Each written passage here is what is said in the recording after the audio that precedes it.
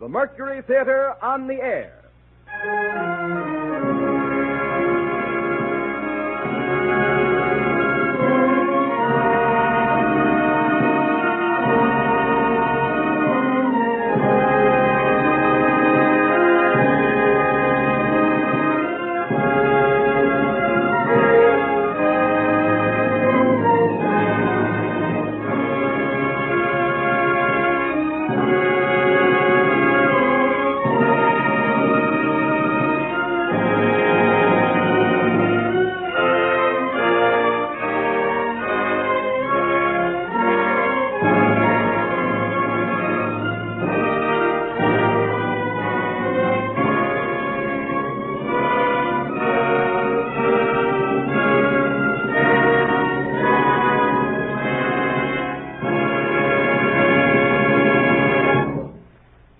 The Columbia Broadcasting System welcomes you to the 7th program in the distinctive series of weekly productions featuring Orson Welles and the Mercury Theatre on the air.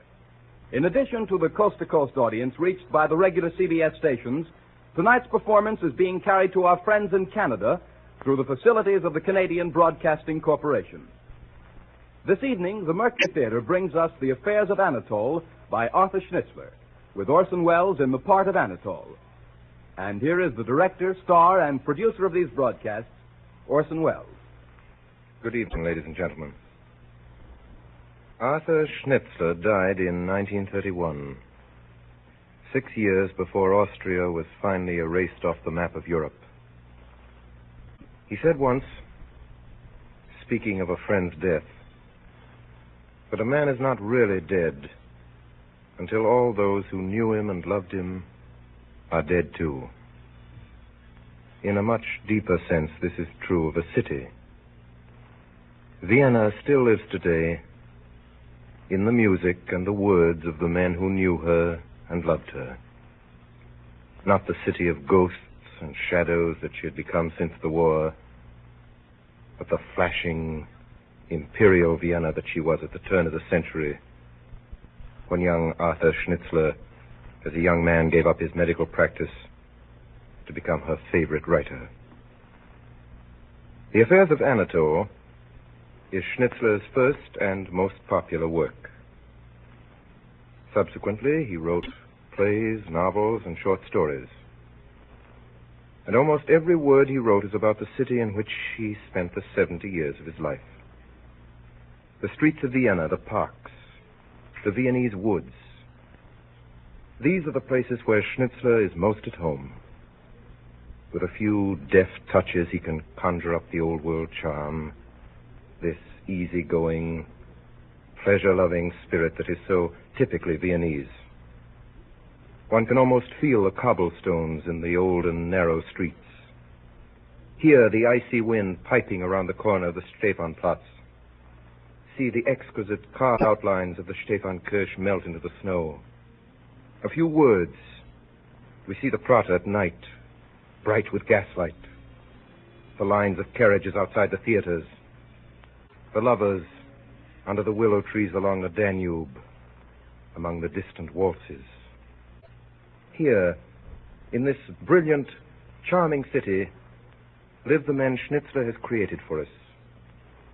And here live the women who love, and for whom love and happiness are just half understood, enchanting melodies that drift on the wind, who never think of the future or the past, who live from moment to moment untroubled by the depth of their emotions, who carelessly receive and waste the fragments of happiness that fall to their lot.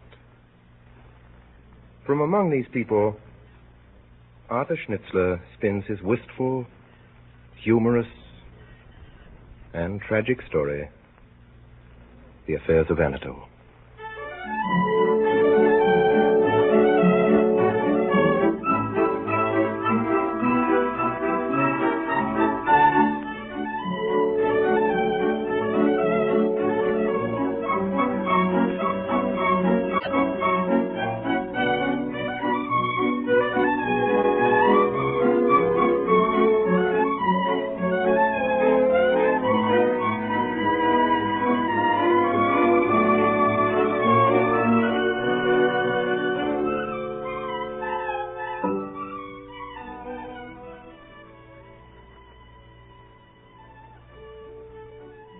I am Max. For better or for worse, I am Anatol's best friend. We were at school together, and then in the Hussars. I remember that winter well. It was the winter we had the Golden Room at Sacher's every night for supper. It was the winter it snowed so much. It was the winter Cleo de Merot danced for 6 weeks at the Bonbonniere. It was the winter Rico the Gypsy played his violin at the Bristol before he eloped with the Queen of Saxony. It was the winter I was in love twice, and Anatol 7 times. Altogether, it started as a very gay winter.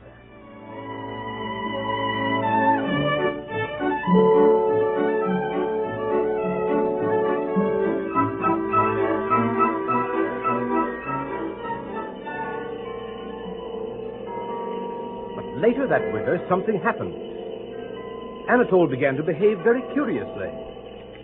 Now and then, people reported meeting him in the strangest places, in the snowy streets and beyond the ring at twilight, in little restaurants in the suburbs. And then, suddenly, it was Christmas Eve in Vienna, and there were wreaths and candles in the windows, and the shops in the Kürtlerstrasse were full of people buying presents for each other, and then hurrying home for dinner in the snow as the evening bells began to ring high up in the Staple Tower.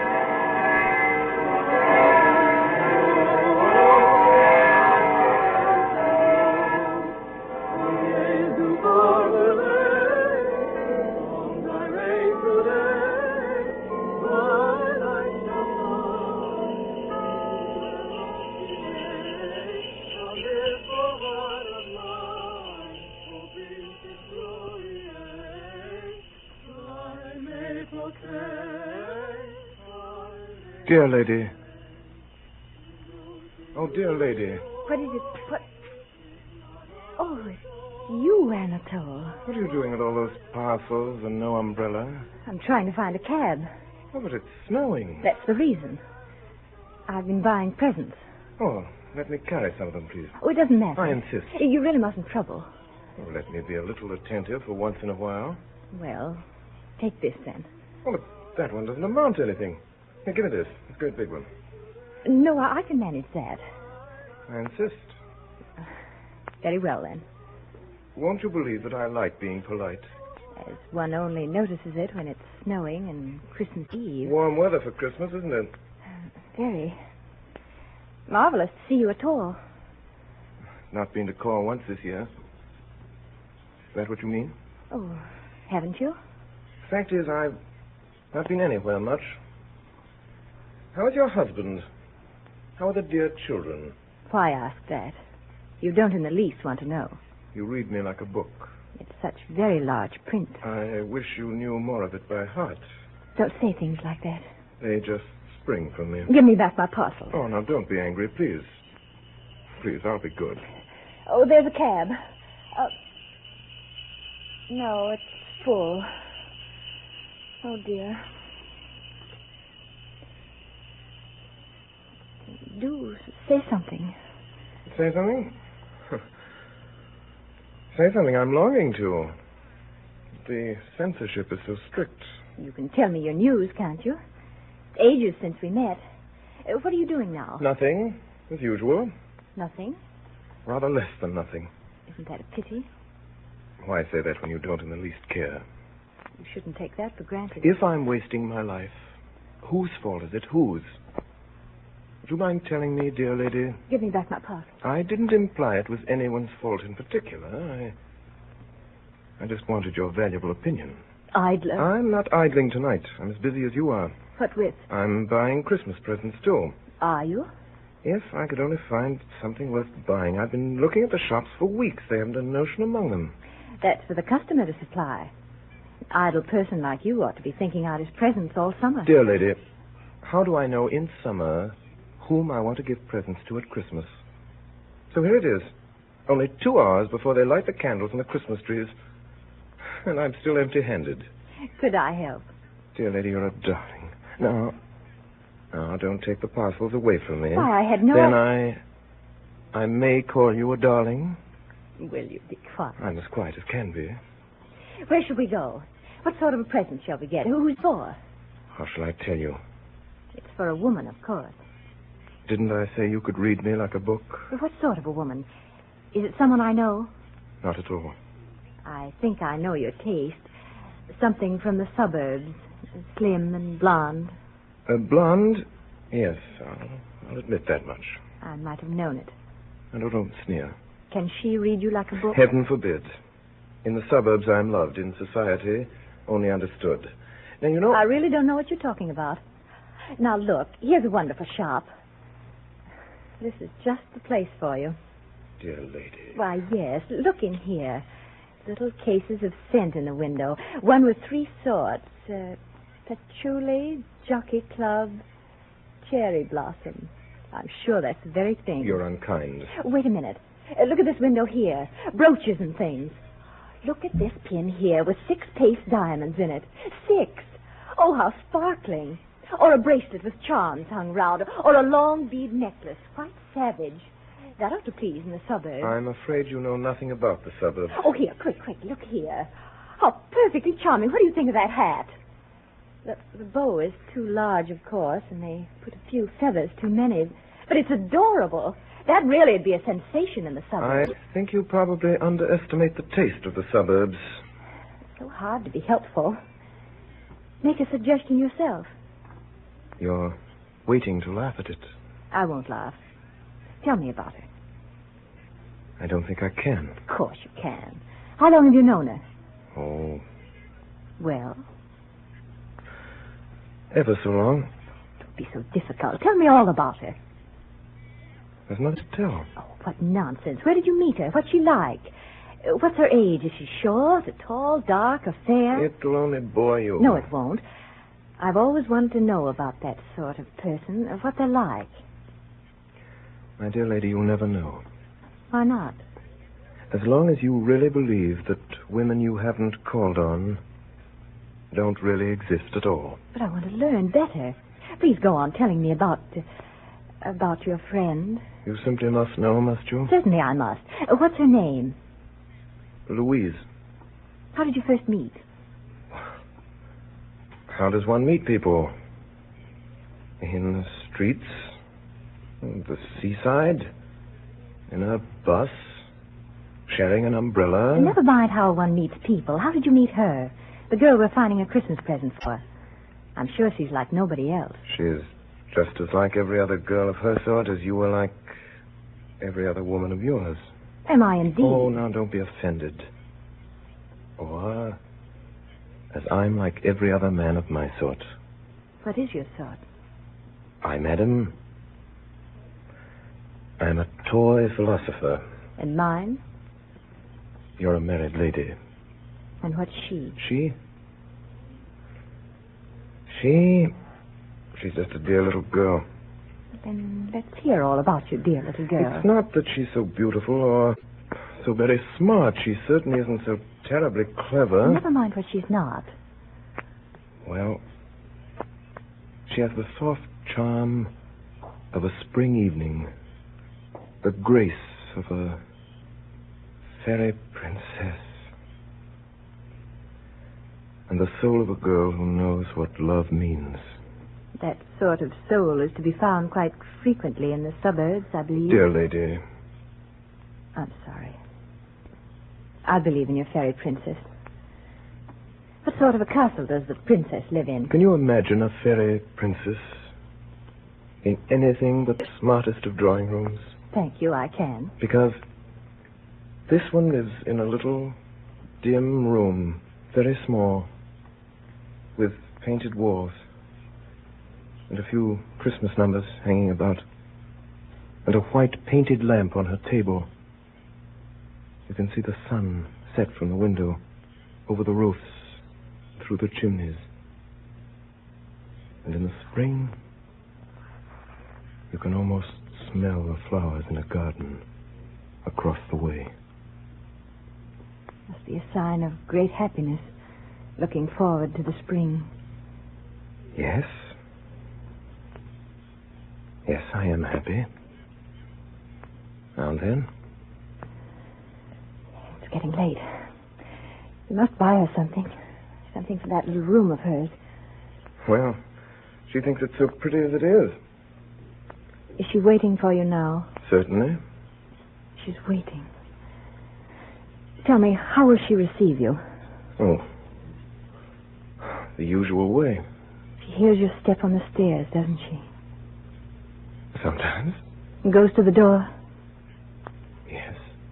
Throws her arms round your neck and kisses you and says... What does she say? Oh. What one usually says in such cases. Well, for instance. I know of no particular instance. What did she say yesterday? Oh, nothing special. Sounds silly if you didn't hear the way she says it. I'll try and imagine that. Tell me the words. It's good to have you back again. It's good to... Is that it? To have you back again. That's very beautiful. You see, she means it. And she lives there alone? Yes, she's quite alone. She has no father, no mother. Not even an aunt. And you are all the world to her. Possibly. I'm afraid I'm getting cold. Walking in the snow like this. All the cabs seem to be full. Oh, I'm so sorry. I should have kept you. Let me see you home.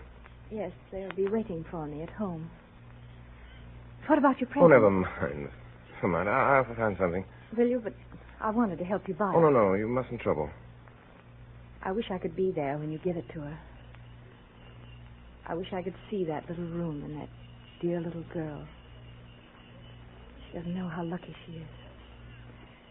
Oh, there's an empty cab now. Would you call it, please? Oh, why all this hurry all of a sudden? Please do as I say. All right. All right, dear lady. Cab!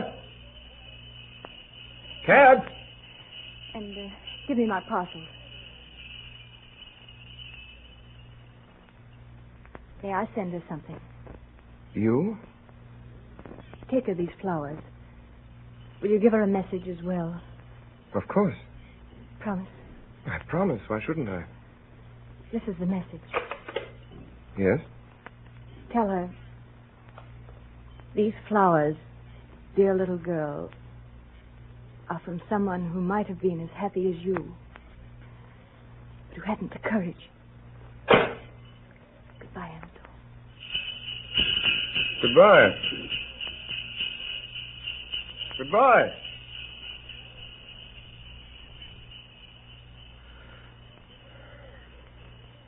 Cab. Cab. I say cab. Oh, cab.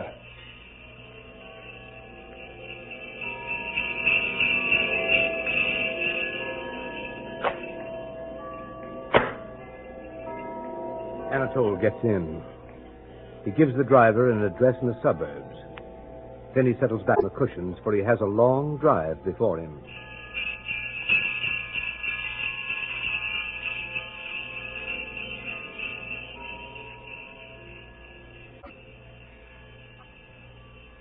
And soon the streets full of Christmas shoppers are left behind.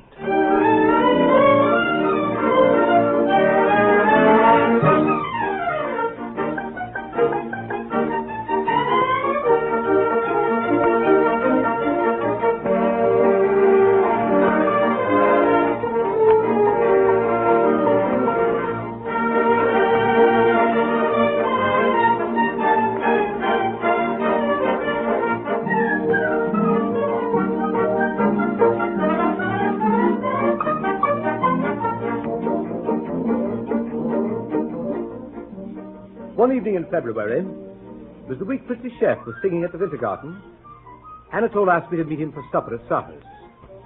The Golden Room had been reserved by an Hungarian duke with curly mustaches, so we had the Red Room on the second floor, with the gingerbread mirrors and the crimson plush. Anatol took a long time ordering supper that night.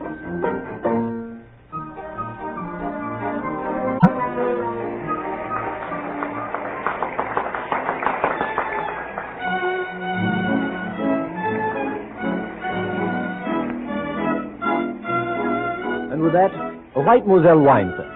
That's right. Yes, sir. And with a filet au truffe, champagne? Veuve Clicquot, 1906.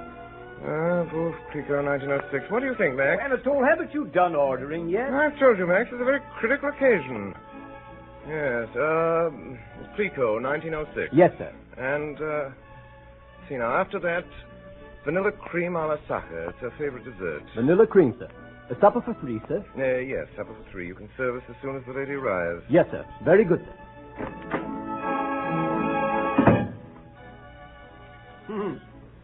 Suppose she doesn't turn up after all. It's only 10.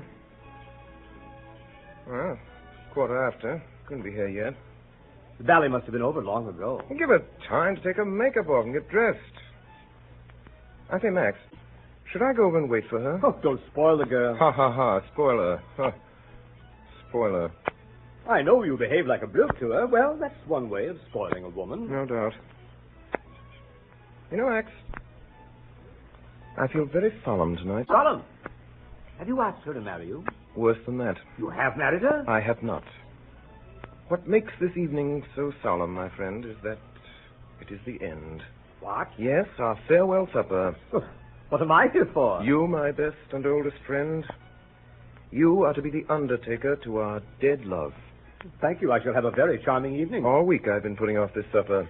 You must have quite an appetite for this time. Oh, we've had supper every night, but I've never known how to begin the right words to use. I tell you, Max, it's nervous work. Do you expect me to prompt you?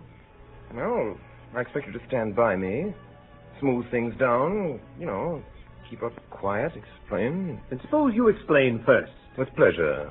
She bores me. I see. And there's someone else who doesn't. Yes. Ah. The other. What type? Oh, no type at all, Max. Something quite new. Quite wonderful.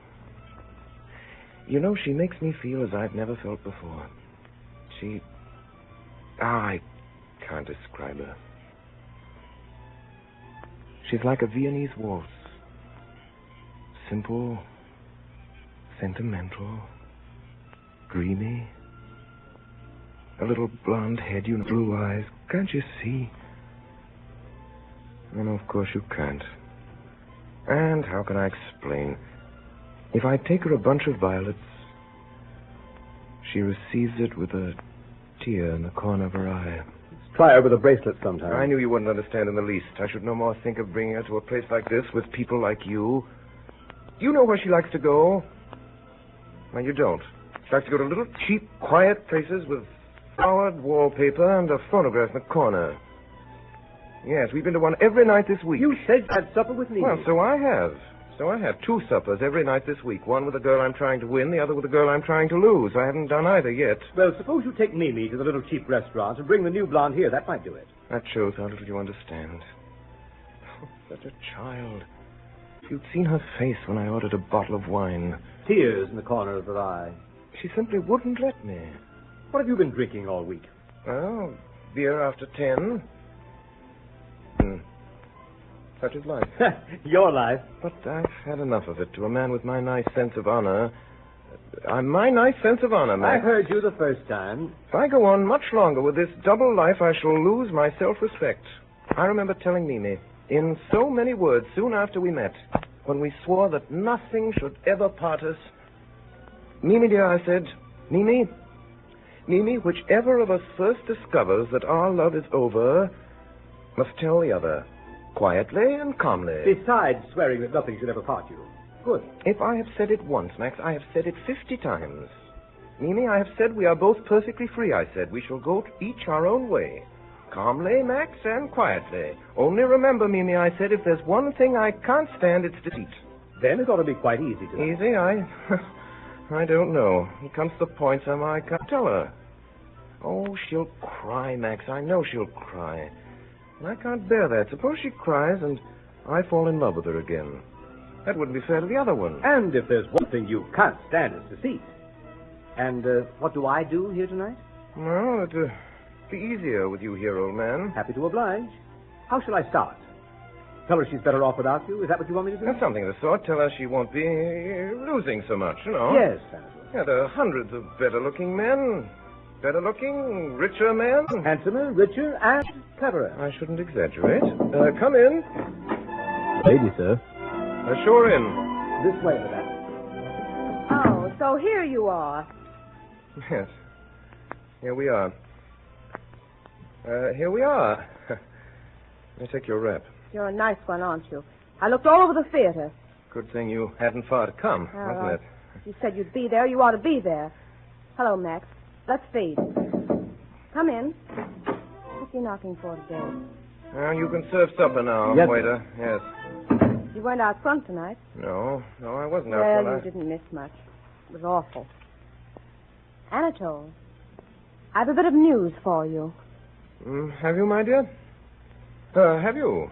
Important. Mm-hmm. Yes, it may surprise you a bit, perhaps.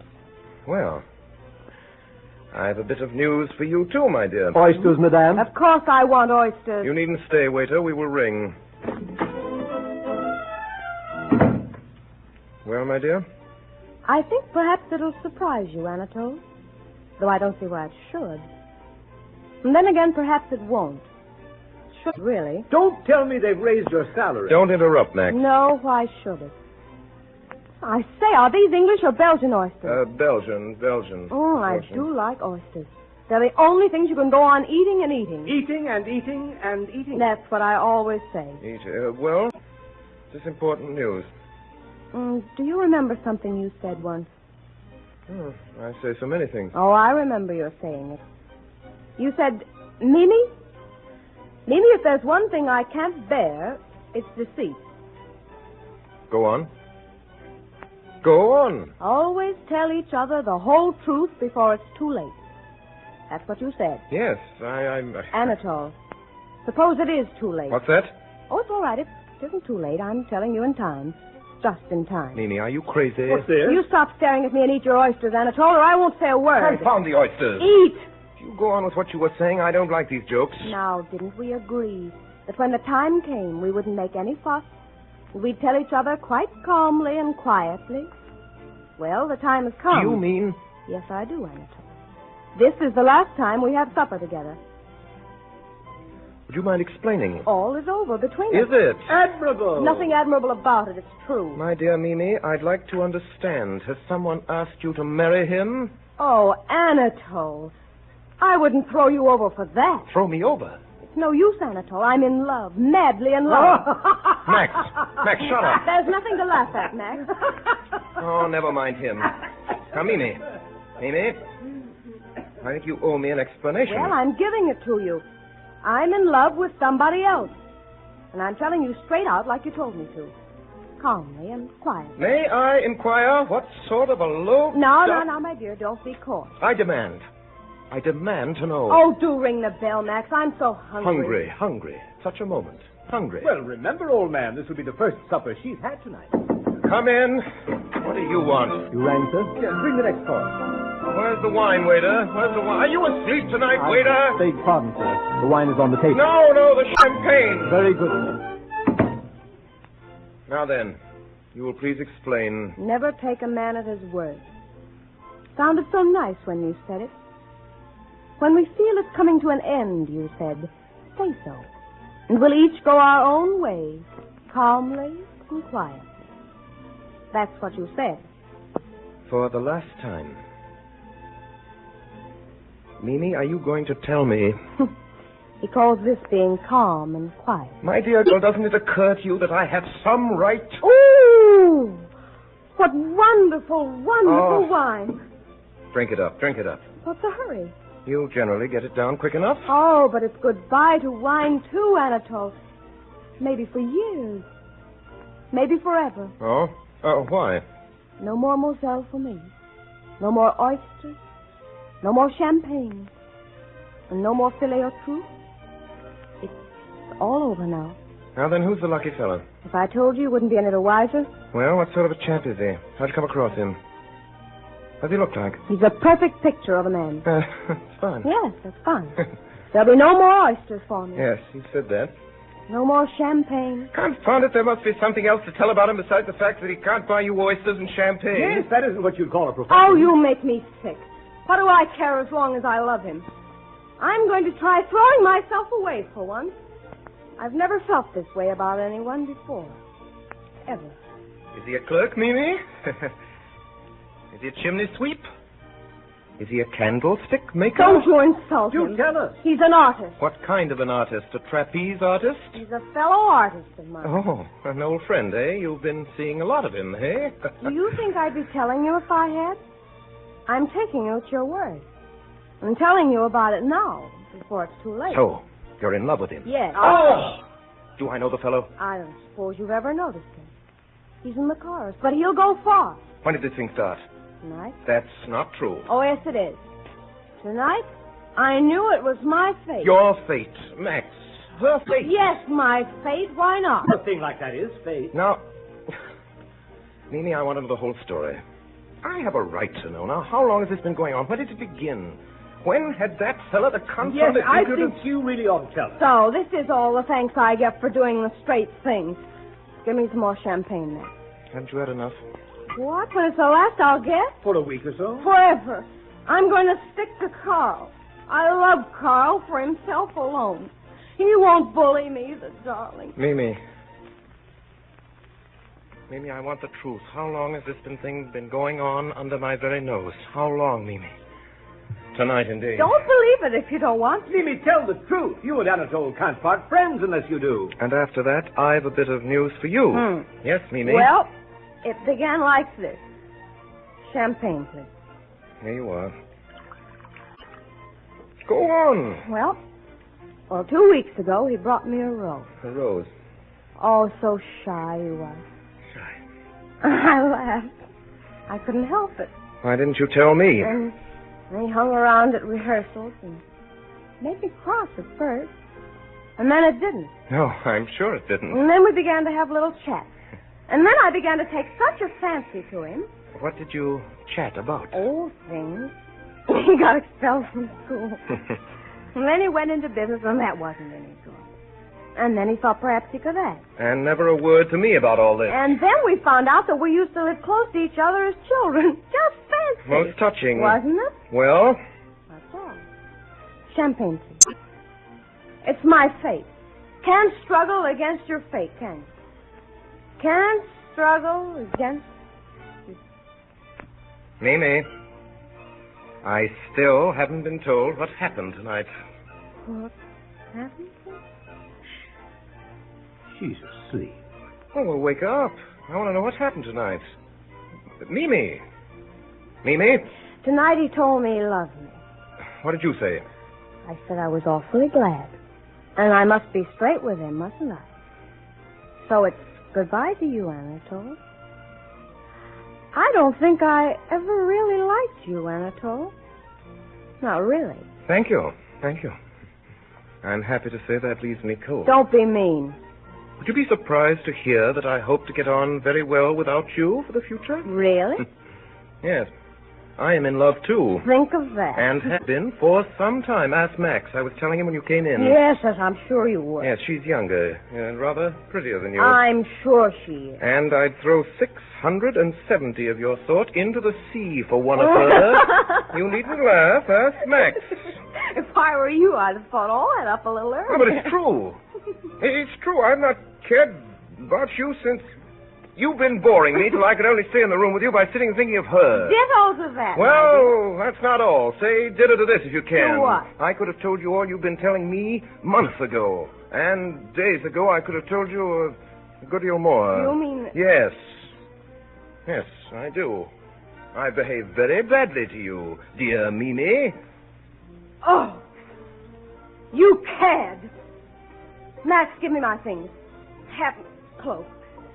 It only goes to show it. Doesn't it? Show what? What a brute a man can be. A brute, am I? Yes, a brute.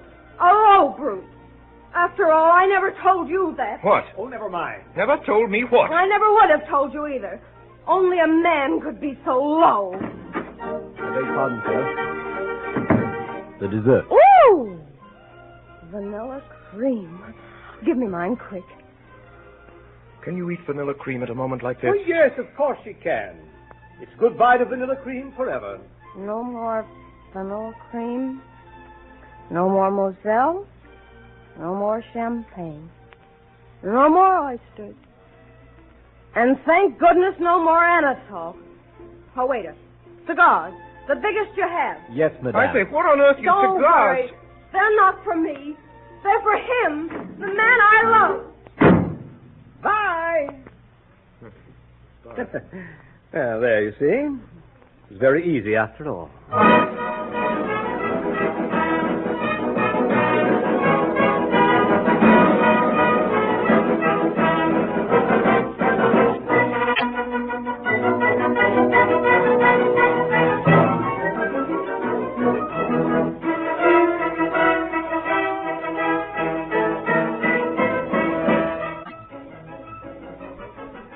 You are listening to the CBS presentation of Orson Welles and the Mercury Theatre on the air in Schnitzler's The Affairs of Anatol.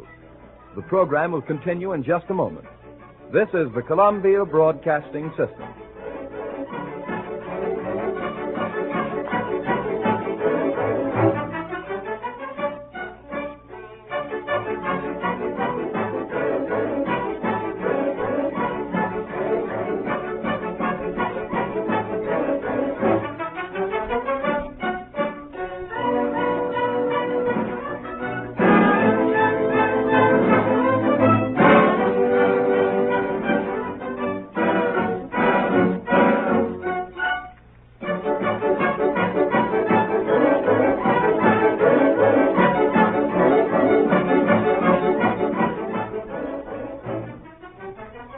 We continue now with the performance of The Affairs of Anatol, featuring Orson Welles and the Mercury Theatre on the air.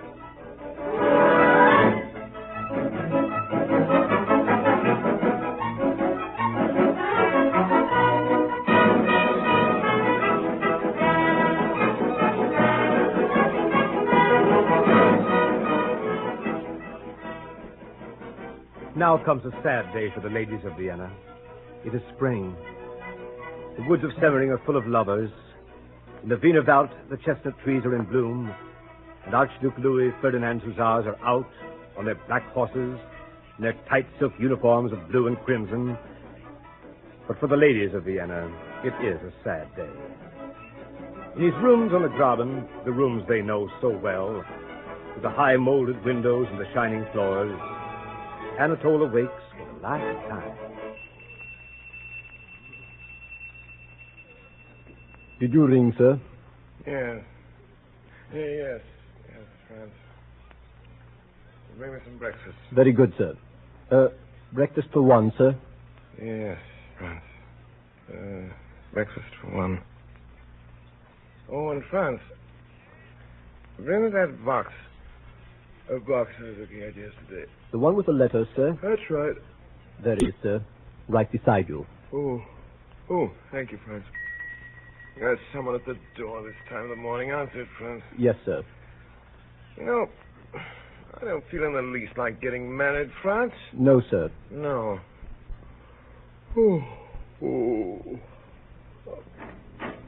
My dear fellow! Breakfast for two, Franz. Anatol, old fellow! Max, what are you doing here at 8 o'clock in the morning? Nearly 10. Well, what are you doing here at 10 o'clock in the morning? I say you're very jumpy. What's the matter? Yes, I am very jumpy. Not today. You shouldn't be jumpy. Oh? What is it you want? It's about this wedding. Oh, the wedding. You know your cousin Alma's one of the bridesmaids. About her bouquet. Well, what about it? I forgot to order it. I forgot to ask her what color she's wearing. What do you think? White or pink or blue or green? Certainly not green. Are you sure? You know Alma never wears green. How do I know? Don't shout. It's nothing to be excited about. Do you know what color she'll be wearing at your wedding this morning? Yes, pink or blue. Which? Who cares? Confound it, the bouquet's supposed to match. You order to. You can wear the other in your hair. That's a silly I'll joke. be making a sillier one in an hour or two. A cheerful bridegroom, I must say. What on earth have you got there, all those letters and things? Those letters and things are my past. Your what? My past. My dead and buried past. Yes, Max, I'm going to ask you to take care of it for me. Your past? Better burn it, I should think. I can't do that. Why not? Well, this is how I'm true to them. To all the women I've ever loved. You know, I never forget a single one, Max. I have only to turn over these letters and dead flowers and locks of hair. You'll have to let me come around to your place and turn them over occasionally, Max. And, back they'll come to me. I'll be in love with them all again.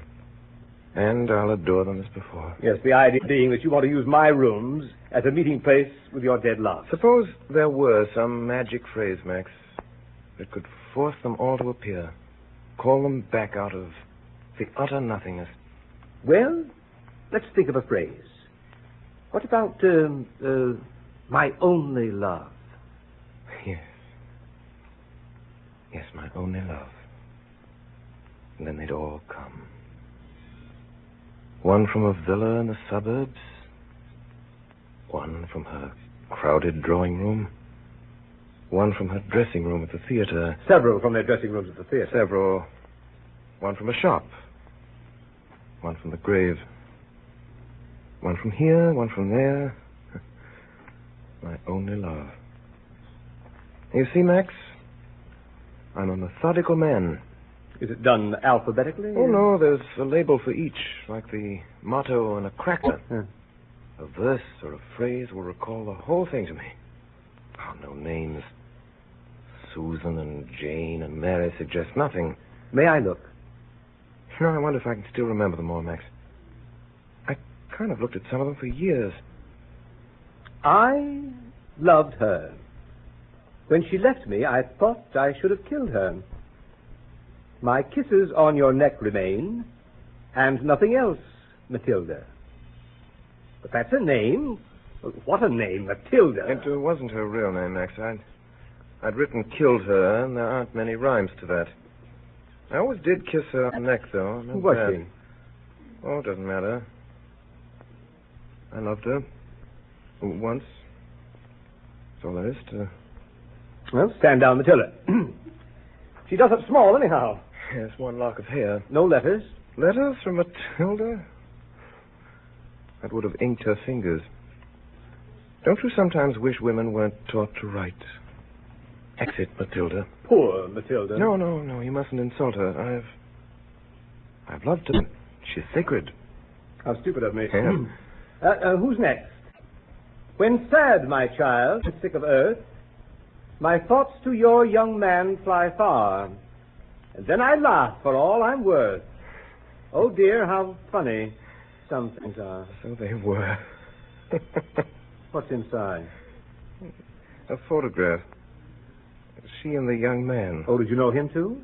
Yes, that's what's so funny. He really was quite an exceptional fool. Stand down, my child, with your exceptionally foolish and mirth-provoking young man.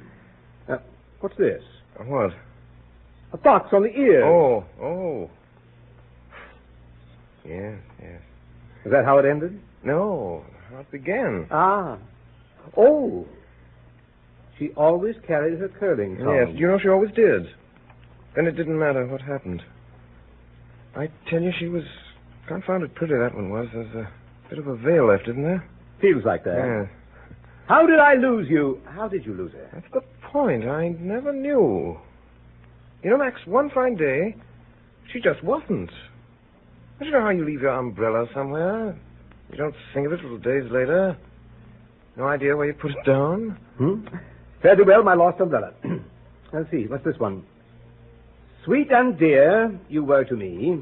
Girl with roughened fingertips.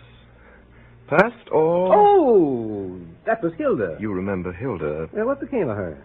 She married a milkman. Did she now? That's what happens. I love a girl. I'm all the world to her. And then she marries a milkman. My only love. Hello? Yes, madame. One moment, madame. France. France! One moment, madame. Who is it, France? It's a lady, sir. Well, tell her I'm out. I'm afraid she heard you, sir. Oh, all right. All right, excuse me for a moment, ma'am. Yes, of course, all right. Hello? Oh. Yes, hello, darling. Yes. Beautiful. And you? Splendid. Splendid. What? What's that? Breakfast? Oh, no, darling, not this morning. It's not possible. No, darling. I tell you, no. No, not this morning. You can't come to breakfast here this morning. Why? Why? Because I've got a man here, a man with some papers. Yes, that's right. A whole stack of papers. What's that? I said last night. Forever? My only love. What? Oh, of course I meant it. Yeah. You know, every word of it. But not this morning. What's that? You coming right over? You're coming right over? I tell you, you can't. Just a minute. My darling, I tell you... Well, really, Anatol. Let me explain. If this is how you begin your married life... Don't be an ass. I'm not a moral man myself, but hang it Will on. you let me explain? Hurry up, then. It's almost 11, and your wedding's at 12:30. So it is. So it is. Well, last night I was at a party. I know that. I was there. So you were. I forgot. You were all there. You were all very lively. Yes, there was lots of champagne. Well, you drank my health and Louise's health. I drank your health and her health and wished you both happiness. So you did. Happiness, yes. Thank you very much. You thanked me last night. Did I? We broke up about 12:30, didn't we? Yes, I gave Louise a kiss. And she gave me a kiss. Well, it was snowing. After the party was over and you'd all left, then I was all alone. All alone in the street by myself. Poor old boy. Alone in the cold and in the snow. Great big flakes. Perfectly beastly. So what did you do? So I thought I'd go to the ball at the opera. Oh. You see, Max, it suddenly came over me, made me perfectly wretched that I wasn't going to be a free man anymore. Never more a jolly bachelor. My last night out. Go on. They were in full swing at the opera, and I got there. And I watched for a bit, and I plunged in. I wanted to breathe in the sound and the scent of it all. Bathe in them for the last time. Time is getting on. What happened then? Was I drunk at Pop-in-Law's? Not a bit. Then I must have got drunk with that dancing. Mad drunk. It was my opera ball. Mine. Given by the city of Vienna to say goodbye to me forever. And then? Then I met a friend. An old friend? Can't you guess? You know, Max, when I got engaged, I had to tell quite a few stories, you know. Going away for a bit and back soon, you know. There was one in particular. Ilona. We met and sat under a palm. You're back again, she said. Yes. Yes, I said. When, she said. Not till last night. And why haven't you written? Where on earth you been? Far, far away, I said. But I'm back again. Do you still love me? I love you still. And don't I love you still? She said. We'll never be parted again, she said. Never, I said. The waiter brought champagne, and we were very happy. Well, I'm blessed. And now she's coming to breakfast. You know, looked at it in a certain light. This is pathetic. It's perfectly disgraceful. Yes, it is disgraceful. It is very pathetic, too. Who's that? Hello, Franz. Hello. Oh, so there really is a man here. Oh, it's only Max. Only Max? Well, why didn't you tell me? How are you, Max? And what do you think of this scoundrel? I think that's just what he is, a scoundrel. I've been crying my eyes out for him for months, and all that time he's been... Anatol, where have you been? Oh, places. Didn't he write to you either? But now I've got him safe. He doesn't get away again. Never to part. Oh, darling, give me a kiss. Oh, no. Really, Max doesn't mind, do you, Max? Oh, what a face. Look pleasant. Let's all have breakfast and be happy. Certainly. Ilona, I'm afraid I can't stay, and I really don't see... What don't you see? Anatol ought to... What ought Anatol? Anatol, it's high time that you... High time for what? He ought to dress. What's the hurry? He can stay at home today. My dear, I'm afraid I can't. You can if you try. I'm asked out. You send a message and say you can't go. He must go. I'm asked to a wedding. Oh, that doesn't matter. But it does matter. I'm what you might call the best man. Ah. And are all the bridesmaids desperately in love with you? Let's not go into that. I am, so he'd much better stay at home with me. My dear child, I must go. He really must. For a couple of hours. Oh, sit down, both of you, and let's have breakfast. There. Now, how many lumps, Max? I really ought to be going. How many lumps? You know I always take 2. Cream or lemon? You know I take lemon. Lemon and 2 lumps of sugar. I remember. I say, I'm going. Oh, no, Drink Max. the tea first, Max. Yes, my dear, I simply must go and change. What time is this silly wedding? 12:30. Are you asked to? Yes. Who's the man? No one you know. Who is it? It's no secret, is it? The whole thing's a deadly secret. You see, his people... Oh, you're both dear boys, but you're lying in your teeth. I beg your pardon. It doesn't matter. You go where you like, Max. Anatol stays here with me. I tell you, I can't. The man's my best friend. I must get him married. What do you say, Max? Should I let him go? Dear Alona, I think you'd better. Where's it to be? What do you want to know that for? Oh, I'd like to go and look on. Oh, you mustn't do that. I must have a look at your bridesmaid, Anatol. Best men often marry bridesmaids, don't they? I can't have you getting married. Well, what would you do if he did? Forbid the banns. Would you? No. Or I might make a scene at the church. That's vulgar. I wouldn't do that. No. But why don't we invent something new? For instance? Turning up at the wedding dressed like a bride, too. Oh, that would be very striking. Very. I must go. Look here, Alona. I simply must change. I shall be late. Mr. Anatol, What is it, France? the flowers have come, sir. What flowers? The flowers, sir. I'll take them. But let me see. It's a bouquet for his bridesmaid. Oh, orange blossoms. It's a bride bouquet. For heaven's sake, Yeah, my goodness, if they haven't sent the wrong one. France, send back that bouquet at once. At once. Leave it in the hall. There you are. I sent France back with it. Well, I'll go myself and see that they get the right one. You're coming back? Right away. Right away. Ah, thank goodness he's gone. Darling.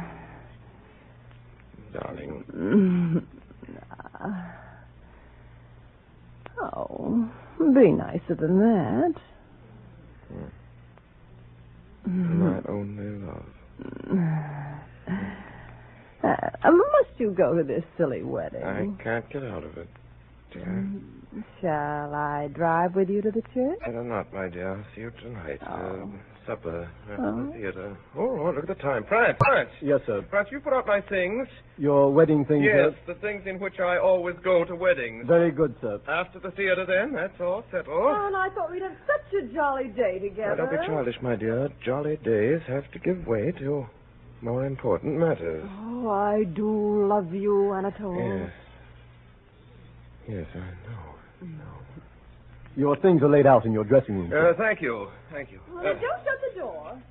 Are you really going to change? I wouldn't go to a wedding like this, could I? Must you go?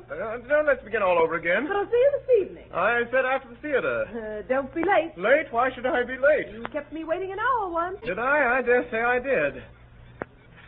Anatol, What is it? where did you go when you were away? I told you. You didn't. I did, last night. Well, I've forgotten. I went to Bohemia. Why Bohemia? Shooting. No, not shooting. Yes, rabbits. For 3 months. Every day.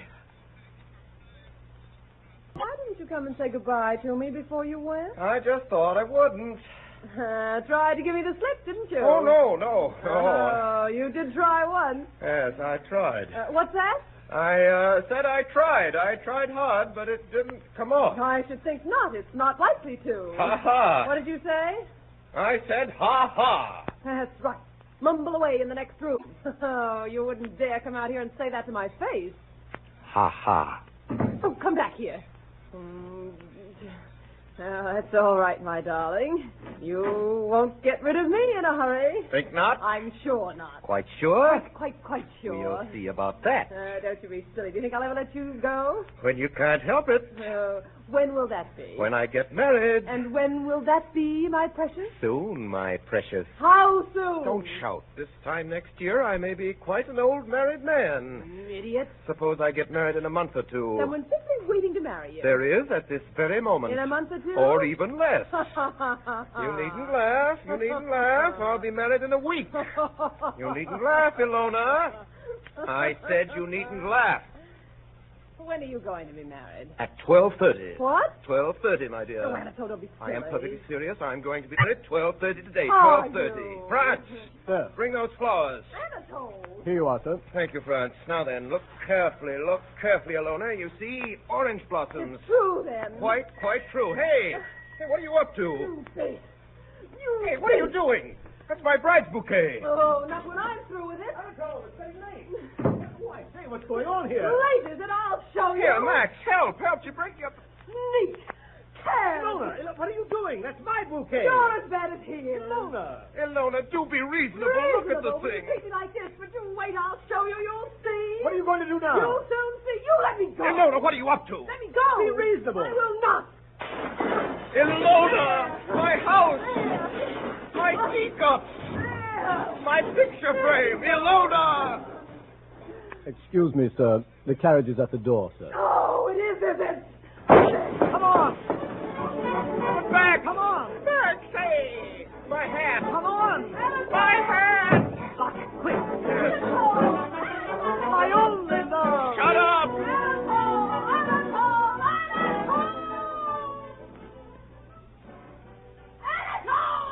I, Anatol, take thee, Louise, to be my lawful wedded wife, to have and to hold from this day forward, for better or for worse, for richer or poorer, in sickness and in health, to love and to cherish.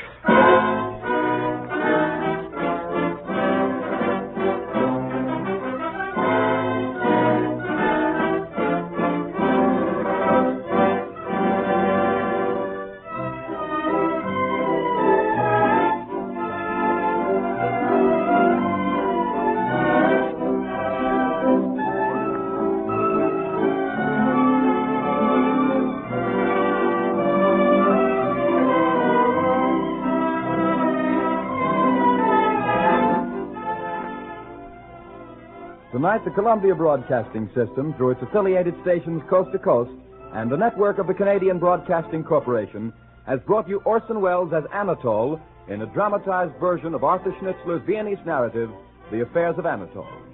The adaptation for radio was made by Orson Welles, the brilliant young star, director, and producer of these weekly broadcasts by the Mercury Theatre on the air. And here is Orson Welles to tell you about next week's broadcast. Ladies and gentlemen, first of all, I'd like you to tell you about the cast tonight. Gabrielle, the first of Anatol's three affairs this evening, is played by Miss Alice Frost. Mimi, she of the oysters and the champagne and the Moselle and the cigars, was Miss Helen Lewis. Ilona, who tried to ruin the wedding morning, was Miss Arlene Francis. France the servant was Mr. William Alland. And finally, Max was Mr. Ray Collins. We've heard Mr. Ray Collins a good deal on these programs. He commenced on the stage playing 900 parts. He has joined radio and has been heard in our series as the Sea Captain, Ben Gunn, Billy Bones, Frampton Nuttall, Bert, the man with the hooded eyes in 39 Steps, and goodness only knows what he'll play in The Count of Monte Cristo, which is next week's show. So tune in then, and until then, goodbye. Thanks, everybody, and good night.